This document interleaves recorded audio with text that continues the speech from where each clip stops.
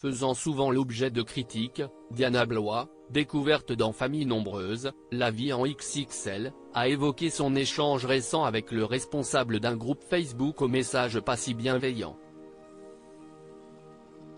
Depuis son apparition dans Famille nombreuse, la vie en XXL, Diana Blois et sa tribu s'attardent à nous montrer les joies de la vie de famille.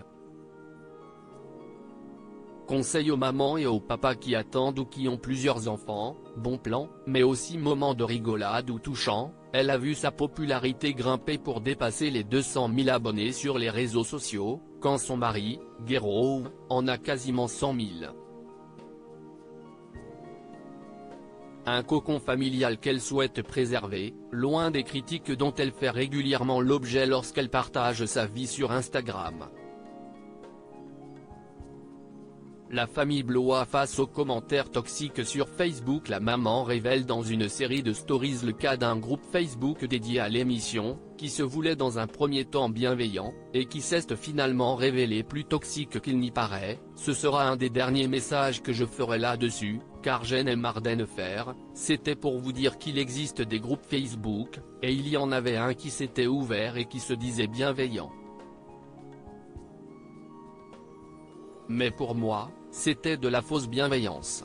Elle raconte avoir contacté l'administrateur du groupe en question pour lui demander de ne plus parler de sa famille. Pour le coup, la personne de ce groupe me semble équilibrée. À un moment donné, ça devient vraiment très toxique pour notre quotidien, pour ma tête, et on essaye d'éviter au maximum ce genre de choses.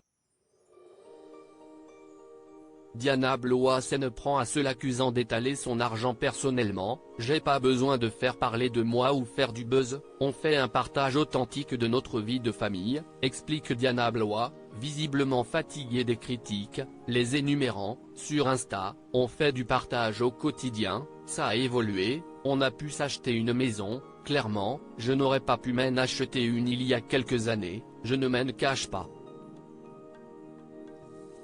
La maman veut aussi aux personnes lui disant qu'elle étale son argent. J'ai pas le sentiment de faire un étalage d'argent. Si acheter une maison et faire des travaux, si est ça, ben oui, mais je ne pense pas être la seule au monde à le faire.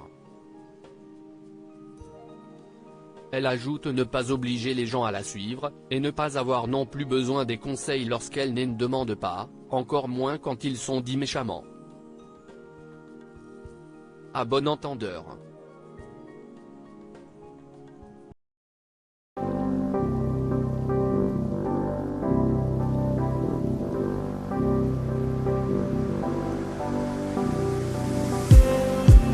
Just need